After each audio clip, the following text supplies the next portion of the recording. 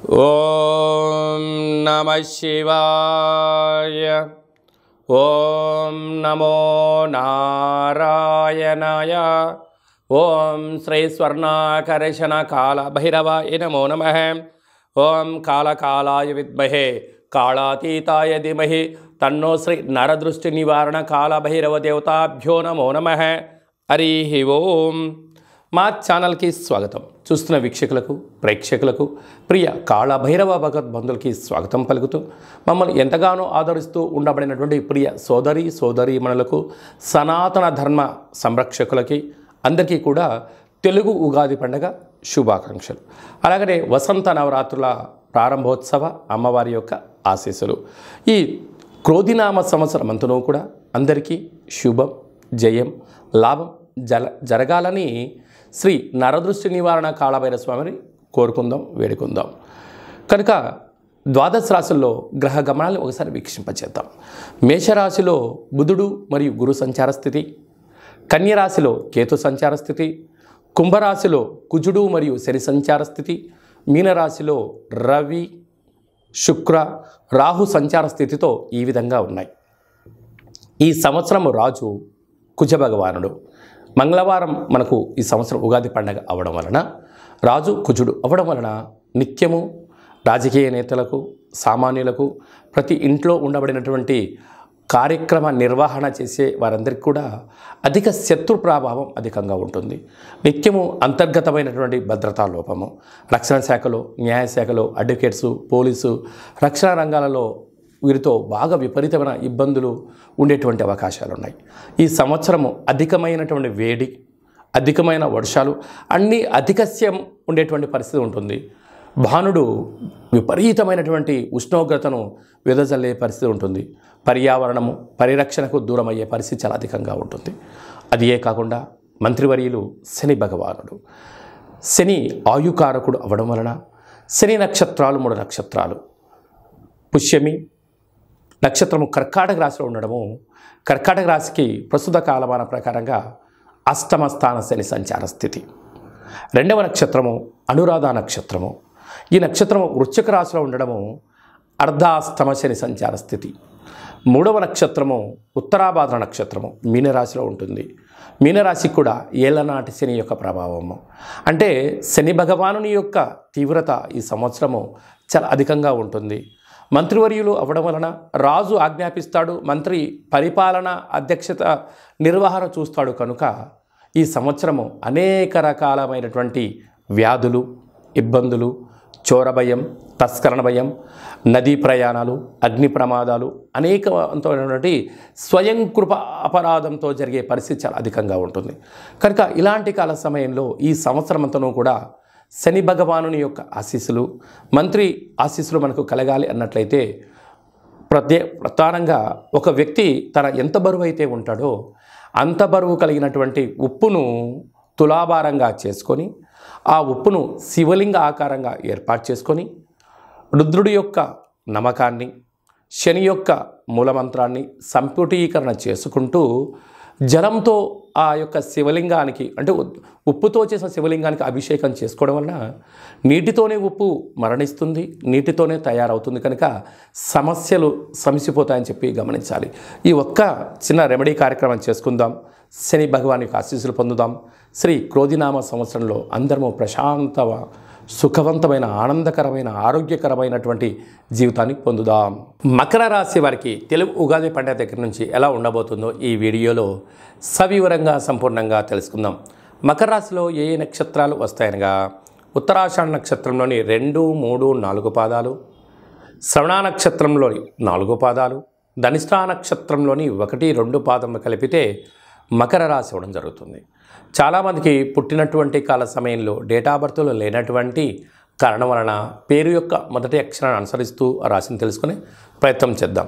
ఏ అక్షరాలు ఉన్నట్లయితే బో, జా, జీ, జూ, జే, జో, ఘా, గా, గి అక్షరాల వారు కూడా మకర రాశి జాతకులే.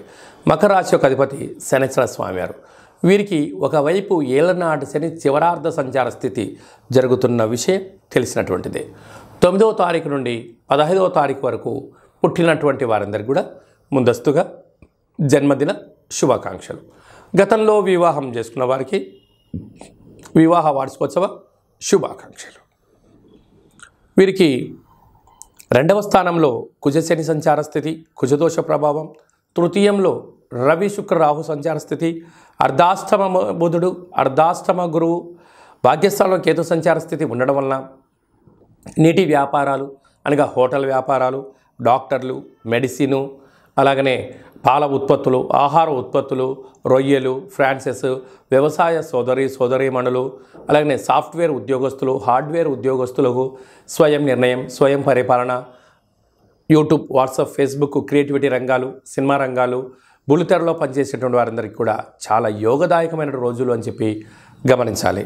కాకపోతే వీరికి ఏలనాటి శని చివరార్ధ సంచార స్థితిలో ఉండడం వలన వీరు ఎంత బరువైతే ఉంటారో అంత బరువుగలైన ఉప్పును తులాభారంగా ఏర్పాటు చేసుకొని ఆ ఉప్పుతో శివలింగాకారంగా ఏర్పాటు చేసి ఈ యొక్క శని యొక్క మంత్రాన్ని, ఈ యొక్క రుద్రుడి యొక్క మంత్రాన్ని సంపుటీకరణ చేసి రుద్రాభిషేకం చేసుకోవడం వలన ఉప్పు నీటితోనే పడుతుంది, నీటితోనే మరణిస్తుంది. కనుక సమస్యలన్నీ తొలగిపోయి రుణ సమస్యలు, రోగ సమస్యలు, శత్రు సమస్యలు, స్కిన్ డిసీజ్, అలర్జీ లాంటివి తొలగిపోయి అద్భుతమైన విజయం మీ సొంతం అవుతుందని చెప్పి గమనించాలి. ఈ సంవత్సరము ఇంకనూ మనం విజయం సాధించగలగాలి అన్నట్లయితే రాజు కుజుడు అవ్వడం వలన మనకు వీలైనంత వరకు ఒక్కొక్క నెలలో 4 మంగళవారాలు ఉంటాయి. అలాగా సంవత్సరానికి 52 మంగళవారాలు మనకు వస్తాయి. కనుక వీలైనంత వరకు మంగళవారం ఉదయం 6 నుండి 7 గంటల వరకు కుజహోర జరుగుతూ ఉంటుంది. అలాంటి కాల సమయంలో మౌనం, కుజుడికి మంత్రం ఆరాధన చేయడం వలన, ఎరుపు బొత్తులతో దీపం వెలిగించడం వలన మనకు యోగదాయకం అని చెప్పి గమనించాలి.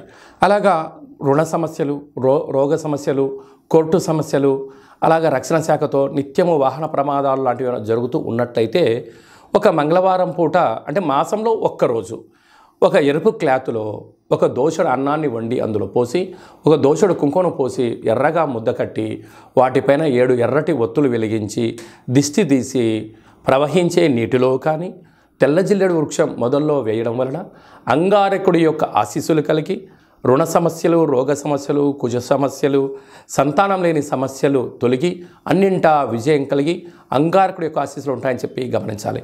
ఇంకనూ కలియుగ కాలంలో కళవు వెంకటేశ్వర అన్నట్లుగా ఈ ఏడాదిలో ఒక్కసారైనా వెంకటేశ్వర స్వామిని స్మరించండి, ధ్యానించండి. అలాగనే కాళభైరవ స్వామి యొక్క మంత్రాన్ని, కాళభైరవ స్వామి యొక్క కూష్మాండ దీపాన్ని, కాళభైరవ స్వామి యొక్క అక్షయ పాత్రను, అలాగనే కాళభైరవ స్వామి యొక్క డాలర్ని మెడలో ధరించడం వల్ల కాలం మీకు అనుకూలంగా ఉంటుందని చెప్పి గమనించాలి. ఈ యొక్క పాత్ర అక్షయ పాత్ర అంటారు. అక్షయము అనగా నశించబడినటువంటిది. ఈ యొక్క పాత్ర కంచు పాత్ర. ఈ యొక్క కంచు పాత్రతో మనం ఎలాంటి శబ్దాన్ని సృష్టించవచ్చో ఒకసారి తెలుసుకుందాం.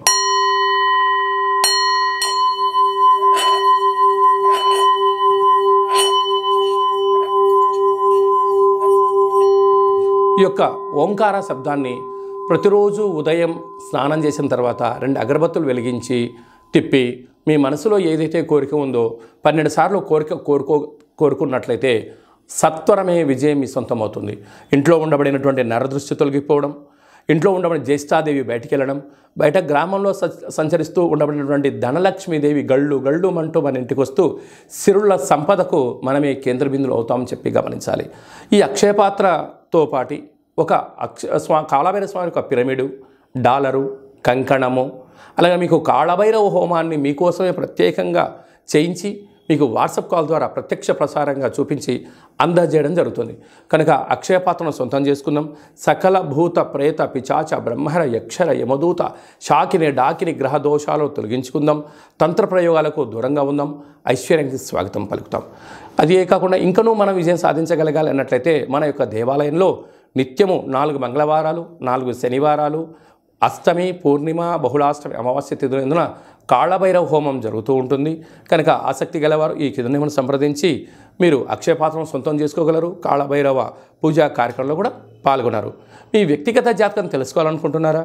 మీ పేరు, పుట్టినటువంటి తేదీ, నెల, సంవత్సరం, సమయాన్ని వ్రాసి మీరు పంపించగలిగినట్లయితే 100 సంవత్సరాల జాతకాన్ని సంపూర్ణంగా వ్రాసి పంపించి మీరు పుట్టినప్పుడు గ్రహ గమనాలు ఎలా ఉన్నాయి, ప్రస్తుతం ఎలా ఉన్నాయి, రాబోయే కాలంలో ఎలా ఉండబోతున్నాయో సవివరంగా సంపూర్ణంగా మీకు తెలియజేయడం జరుగుతుంది.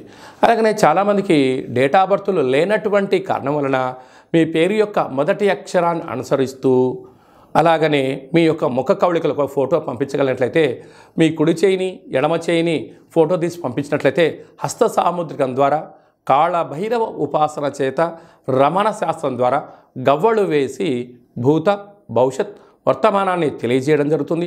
ఆధ్యాత్మికమైన సలహాలు సూచనలు ఇస్తూ మీరు అన్నింటా విజయం సాధించేంత వరకు మన యొక్క కాళభైరవ స్వామి యొక్క దేవాలయంలో నిత్యము మీ గోత్రనామాలతో అర్చన అభిషేక హోమ కార్యక్రమాలు చేయించడం జరుగుతుంది.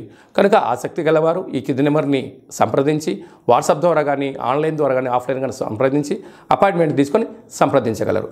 అలాగనే మీ అబ్బాయికి కానీ మీ అమ్మాయికి కానీ ఎంత ప్రయత్నం చేసినా వివాహం కుదుట పడట్లేదా, అనుకున్న సంబంధం రావడం లేదా అనుకున్న పరిస్థితుల్లో అబ్బాయి యొక్క జాతకంలో ఎలాంటి యోగాలు ఉన్నాయి, ఎలాంటి దోషాలు ఉన్నాయి, ఎలాంటి అమ్మాయిని కానీ ఎలాంటి అబ్బాయిని తెచ్చుకోవడంలో యోగాలు కలుగుతున్నాయో మీకు సవివరంగా గ్రహమైత్రి జాతి ఆ యొక్క పాదాలను సవివరంగా కూడా తెలియజేయడం జరుగుతుంది.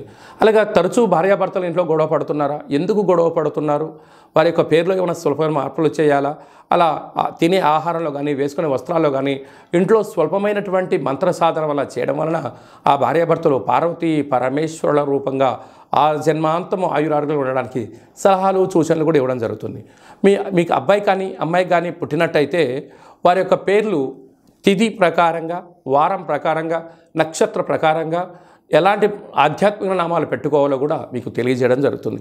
అందరికీ ఈ క్రోధినామ సంవత్సరంలో సర్వత్రా శుభం జయం లాభం జరగాలని కోరుకుంటూ ఆశీర్వచనం.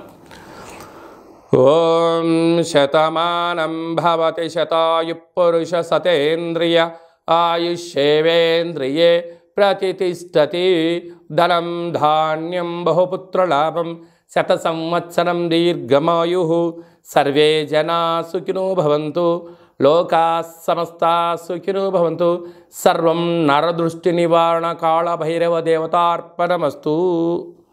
ఈ వీడియో మీకు నచ్చినట్టయితే లైక్ చేయండి, షేర్ చేయండి, మా ఛానల్ని సబ్స్క్రైబ్ చేసుకోండి.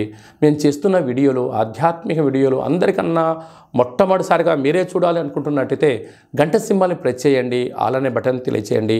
ఈ ఆధ్యాత్మిక భక్తి సమాచారాన్ని మీరు ఎవరి క్షేమాన్ని అయితే కోరుకుంటున్నారో అంటే మీ క్షేమాన్ని ఎవరైతే కోరుకుంటున్నారో వారికి ఫార్వర్డ్ చేసి భగవంతుడి యొక్క ఆశీస్సులు పొందగలరు.